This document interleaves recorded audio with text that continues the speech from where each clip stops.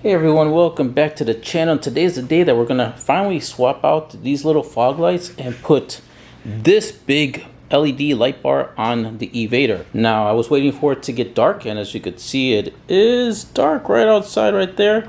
So we're gonna go ahead and I'm gonna give you, I'll ride the motorcycle and also with this camera in my hand, show you how the lighting is as I'm riding.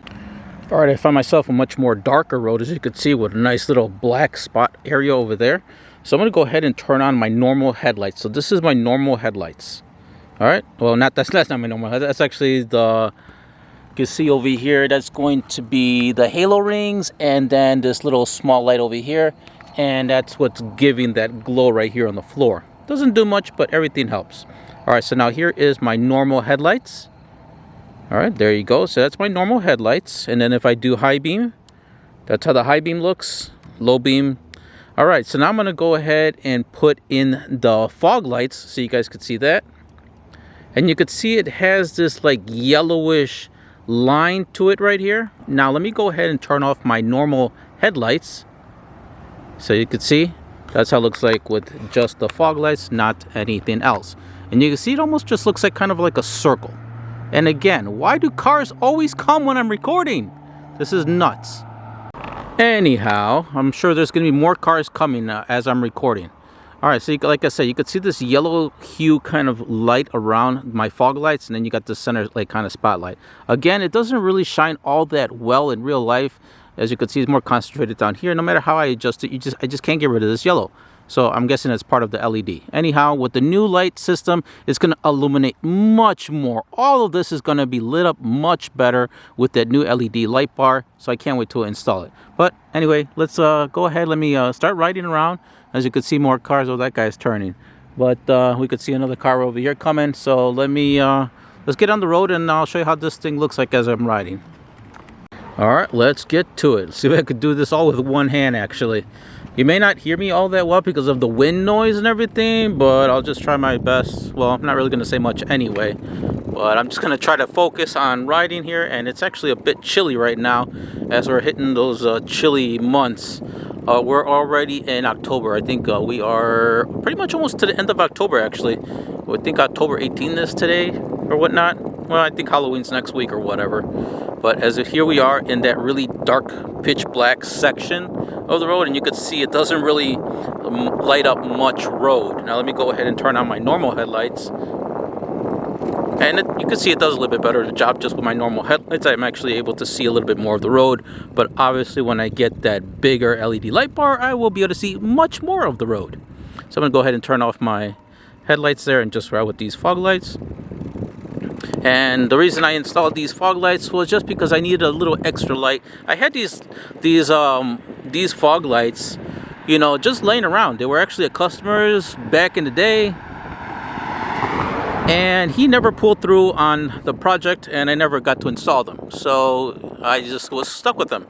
And now we could fast forward, I think 5 or 6 years later, and I'm like thinking to put some extra lights on the evader, and I saw them. I was like, you know what, let me install them, you know, and give them a try. And I gave them a try for almost I would say actually a full season now, since I got this evader last year in November. So I would say a good almost 1 year. Just I would guess just shy of 1 year. We're looking at 11 months, honestly. So yeah, so now I'm thinking, you know what, you could see there's these roads are just way dark, you know, where I live, and I just need something that's going to light up the road a little bit more. And especially if I'm going to be counting on this particular light, as I have this connected to a separate battery, not coming off of the evader. You know, I want to be able to have that maximum amount of lighting as possible as I ride. Let's go ahead, and I do still have the plastic cover on front of this one. So not only are we going to need this particular light, let me actually show you. It does actually come with the brackets, but let me show you why we're going to be installing some different type of brackets. All right, so the brackets that it comes with, everything's in the box right here. So here are the brackets that it comes with. The only problem is that the location of where we need the light, let's see if I put it on here, pretty much goes on like this, but you can see it's really close. We're not going to be able to really fit this light bar underneath of the headlight due to the suspension being underneath. So instead, what I'm going to be doing is that I went ahead and got some different bars, but here are the brackets that we're going to be using. These are some ginormous ones because we're going to be installing them on the forks. So yeah, we're going to need these really big ones because the diameter of the fork is pretty huge. I had no choice but to get these ginormous big brackets. It does come with some other rubber, I guess, I don't know what you call it. The inside, I don't know if it's a filler or, you know, spacers or whatever you want to call it. I'm not sure what exactly, if you guys know what they're called, please correct me down below, as I'm lost for words at the moment. It comes with an Allen key and some spacers and obviously the screws to install these on there. So that's that. But the part that we're going to need, because obviously this piece is too short, I did get some other heavy duty extended brackets. Now here they are. These are aluminum or steel or whatever they are, but they're coated in a nice black finish. It feels like a textured finish on here. Once we get the bracket, it's obviously going to go like this. Going to put the bracket in like this. It's getting extended out. Once it's extended out, I'm going to put this in here like that. So you could already see on how much more further it's going to be. Well, obviously this is the hole where we're going to be mounting it from. But we could, you know, move it forward here or move it this way. Probably would be all the way extended as far as it could go. And that's where it's going to be, and that's how we're going to be. And we will also be able to, and you know, adjust it like up or down depending on for the light. Once I get on the bike, I'll be able to do that adjustment, so you could get the proper amount of lighting. All right. So first thing you do, it only comes with one screw in. It doesn't come with the other one, which the other one is actually right there. What you want to do is you want to loosen the screw so we could take all of this stuff out. Even though you could probably just remove it, honestly. But regardless, we're going to have to unscrew it so we could get it onto the forks of the bike. So I'm going to go ahead and loosen this ginormous screw. It comes with all of these, you know, different types of spacers or fillers or whatever you want to call it, but there's different sizes. You got a really thin one, then we have a medium sized one, and then we have a very thick one. So depending on the size that we're going to be using, I will obviously tell you which one you're going to need for this application. We may need a fat one and a medium one, or a fat one and a skinny one. I'll see the combination that we're going to need. All right, so I'm going to go ahead and undo the screw, and it also has an extra, you know, part over here on the bracket itself. Now this is all the equipment or the hardware from this. This is all the screws from this particular kit for the light. All right, now it's going to be time for me to actually go ahead and remove these lights off of my bike. Now, if you did do my video on how to install these, you're going to have to remove them as well. If you don't have these lights on your bike and you have nothing here, well, you pretty much could skip this step. But also, you're going to see kind of a cut from me doing this particular video right now to a scene from previous, because on the one that I'm going to be using is going to be footage from when I actually installed this. I show you how to get power from that little tiny light there, and that's where you get the power. That's why when I turn on my little tiny light, you see the halo rings come on, because that's where I'm getting the power from. Obviously the new headlight is not going to have any halo, you know, any halo or extra lighting, so where I'll be getting power from is going to be from an additional battery that I have on the bike. So that's going to be the footage that you're going to be seeing is going to be a little bit slightly older footage of me showing you how to get power, not from this light, but from an additional battery source that's going to be located on the bike, which would be a small, I think at the time when I recorded it, it was a 12-volt lead acid battery, but I will have links for it for a newer type battery, because I found out that the lead acids were fine, but the lithium batteries nowadays is so much more better, and it lasts much more longer, and it's much more powerful these days compared to how they used to be back in the day when they first came out. So just note that the 12-volt battery is actually a lithium. That's actually what I currently have, is a lithium in there. So yeah, so just keep that in mind. But I'll be showing you obviously how to get power, and then also how to you know, install a small little switch, which is this guy right here, and everything be wired to that switch. So when you do push it, obviously you get the light turning on. All right, so we have two switches. We got this guy and we got this one. This one is to be installed on the handlebars. As you can see, it's a push button and out. And this one would be to install on the lever, which I'll show you right now. So if we were to go over to the bike here, so for this particular switch, if you wanted to install something like this, how to install it is that you would remove this bolt right here. Go ahead and remove it, and then once you remove it, you're going to put this in its place like this, and then put the bolt back in. Therefore, and then you can just kind of move it right there, and then just push it in to turn it on, push it out to turn it off. This one has 3 wires, so this one is actually a lidded halo. So if you wanted to have it light up when you push it in to know that you do have it, the accessory lights on, the circle would light up, and then when you push it, it'll turn off altogether, so indicating that you don't have the lights on. So that's one way of installing for a switch.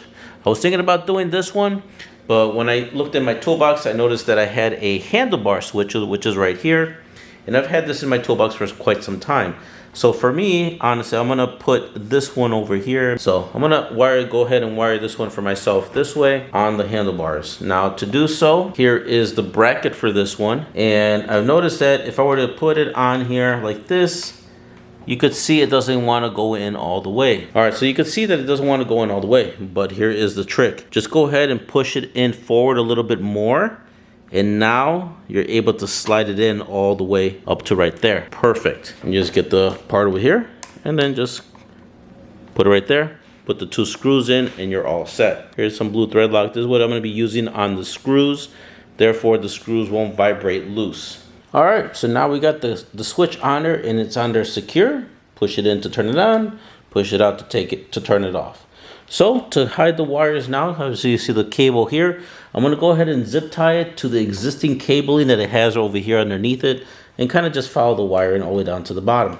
And then from there, I will show you how to connect the one cable to the lights. And obviously we're going to need a power source for the lighting. All right, guys, now here comes the fun part, wiring. And as you can see, I did put some electrical tape over the terminals here, as this battery I'm not particularly going to be using right now, but I wanted to keep it on the bike.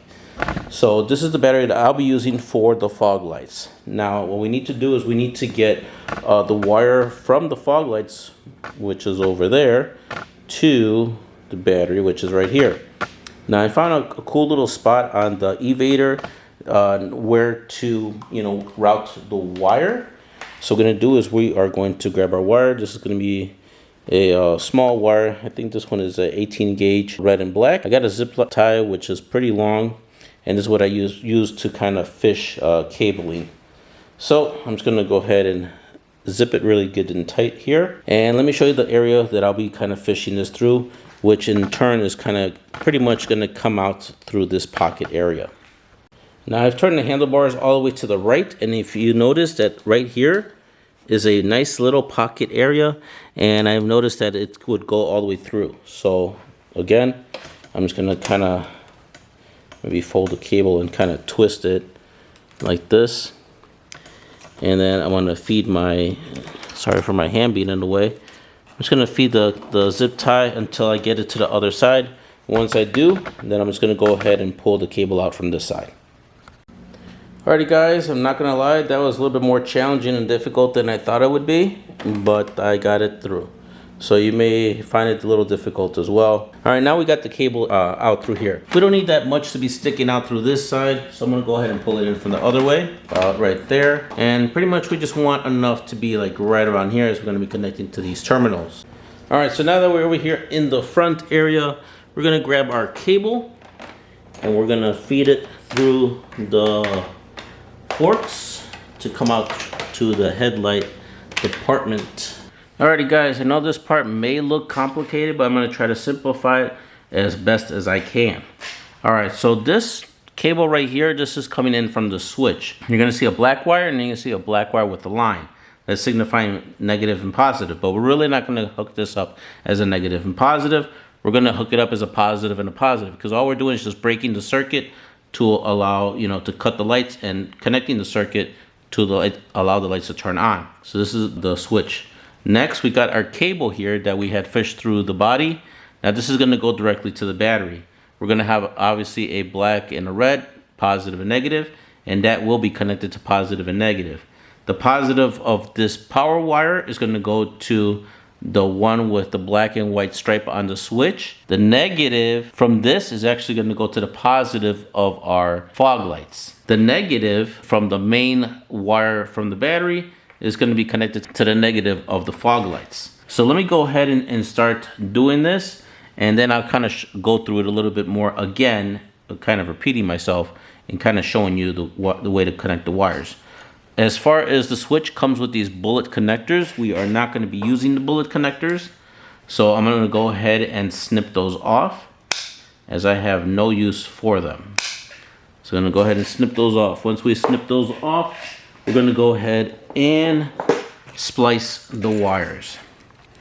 So you guys do the same. I'm gonna go ahead and splice these wires here. And you wanna pretty much splice enough for you to, you know, connect the wires. So there we go. And there we go. So next is going to be our power wire coming in from the battery area. You don't want to have all of this wire. What you want to do is just kind of measure it and then, you know, cut what you need. Next, we're going to grab our blade. You want to make sure you're careful, and you're going to cut in between here to separate the black and the red cable, as this is encased in here. So once you split it, and once you get it split, just go ahead and start pulling it. And you don't have to pull a lot, just pull as much as you need. Next, what we're gonna do is we're gonna go ahead and splice this cable. So I'm gonna splice the negative here. There we go, and then splice a bit positive. There we go. Once you're done splicing it, you could go ahead and twist the ends. All right, now that we got that part, we got this one, and then this is coming in from our fog lights, these two cables right here.